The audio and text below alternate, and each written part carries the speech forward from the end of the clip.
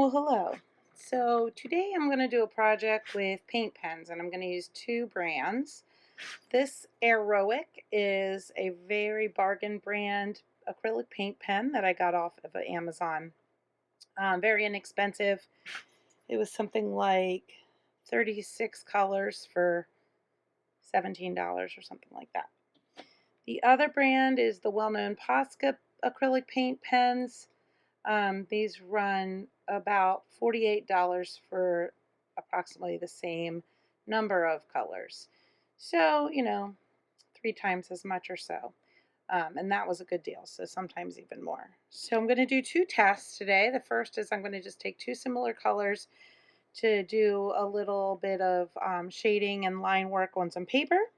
And then I'm going to use some different colors to do a project on glass, some wine glasses. All right, so the first thing I'm doing is taking the bargain brand Aeroic and I'm going to just see what kind of lines. Okay, so I don't know if you can tell on camera, but this isn't doing anything. So I'm going to press the tip down. They often say press the tip down on these to get the paint to flow through. Here comes a little. There we go. Okay. So if I just try to draw a straight single line, okay, now I'm not getting any gaps. That's good. I'm going to shake it a little because the color is a little blotchy on camera. You might not be able to tell. There we go. Much smoother. All right. The tip is a bullet nib. It's pretty narrow, but it does cover nicely. All right, no complaints here. It was not the best getting it started, but it seems to be good now. Great. Okay. So similar color in the Posca. No shaking or anything first. First, I'm just going to do the same test, straight line. Okay, so no gapping the first time on that line. However, yeah, there is a little bit of variation in color, so I'm just going to shake it a little bit. Press the tip down on that one a little. And okay, this is way easier. Much more opaque, full color. The blue is more saturated. I mean, it's also maybe a fairly, maybe 1 to 2 shades deeper blue, but it's way more saturated. So, all right. In the paper test, Posca hands down. Now you can see the nib size too. If I were to want to do some finer detailing, this cheaper one might work well. But if I have areas to cover, this is going to take forever. The Posca is the way to go. And by the way, you can buy finer nibs in the Poscas, but this is the size nib that I got. Okay, so let's move on to our project. I'm going to be doing 2 wine glasses. I've already sketched out the little phrase in pencil. I'm not drinking alone, I'm social distancing. So on my first wine glass, I'm going to be using the cheaper brand Aeroic in black and kind of a light reddish pink. So I better shake these first. Make sure my lines are started. Press it down a few times. Okay, looks like we're getting some good black coverage there. And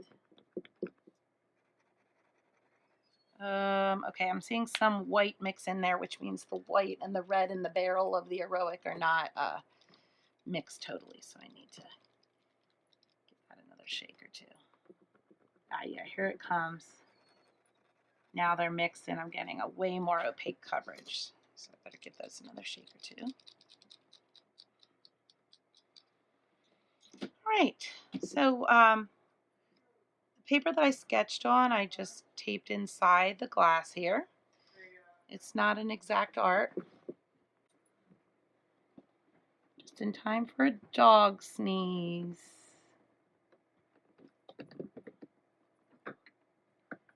Jesse, go see Daddy.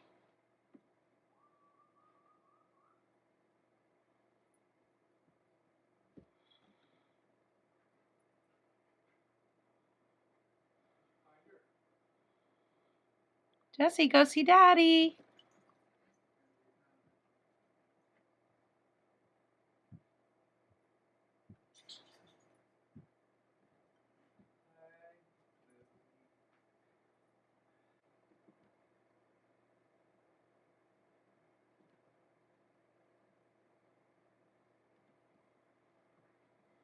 So I'm going to let that dry for a little bit and touch up where I might need a second coat. But that's the heroic, and honestly, I'm pretty pleased with how this did. However, can you see it's running Posca? Okay.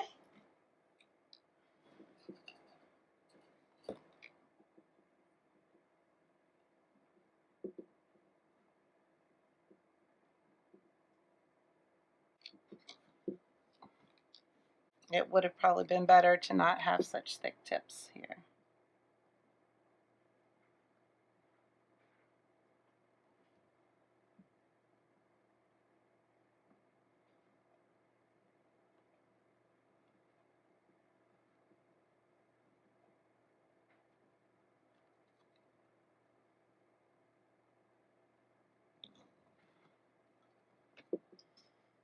Yeah, so this one, the Posca the red is running a little bit too. This is crazy. The black on both did not run, but the red did. Probably just because black's a more saturated color. I'm not sure.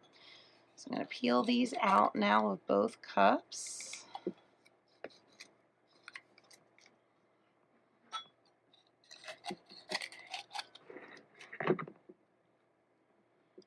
I have to say, and perhaps it's because of the finer point bullet nib on the cheaper marker, but I definitely got a better product with the cheap ones. I'm going to do some touch up and maybe some redo because it scrapes right off until it's sealed. And then I'll show you a finished product. Okay, so interesting development. In places that I went over twice with this, I was getting like a little bit of crackling and like it would wipe off the paint from the previous layer. So in that regard, not as good as the Posca. When I went over the Posca twice, it did not pick up its previous layer. But again, the nib on this one that I purchased was just too wide, so it doesn't look quite as neat. So I want to show you something else I noticed. I'll use the opposite side of this glass. So I'm going to just do 2 quick circles, and these are going to come off later. I just want to show you how. Okay, Posca on the left. That one already needs to be shaken up again. Cheaper one on the right. And I'm going to allow them to dry the same amount of time. Here, I'll put my hand in there so you can see it better. Oh, it looks like a little fish. Hello. Oh, no, I'm Mr. Bill. We have Posca, which is this one, and the cheaper one here. So what I want to do is let them dry for exactly the same amount of time, and then just try to scratch and wipe them and see which one comes off faster, which of course you wouldn't want. Interesting development here. As it was drying, the Bargain brand paint pen actually ran. The Posca is dry already. This one is still tacky, and actually my finger just picked up a little bit of it. I'll just take this rag and oh my god, this is crazy. Okay, so barely any pressure at all, and the Bargain brand paint pen just literally wiped right off. So if you're prone to making mistakes, I guess that's good. The Posca, I'm pressing really hard now, and it is coming off. Now I'm actually getting my fingernail behind the rag a little bit. Okay. I'll get the rest of that off later with some nail polish remover or turpentine or something. So what that just tells me is the Posca pens, this one is done in Posca, safer with not having smears and, accidentally laying my hand in it and stuff right away. The Bargain brand, it actually dries to a shine too, which looks nice. However, look at that, it already lifted some off. I'm going to have to go over that again. Look at that.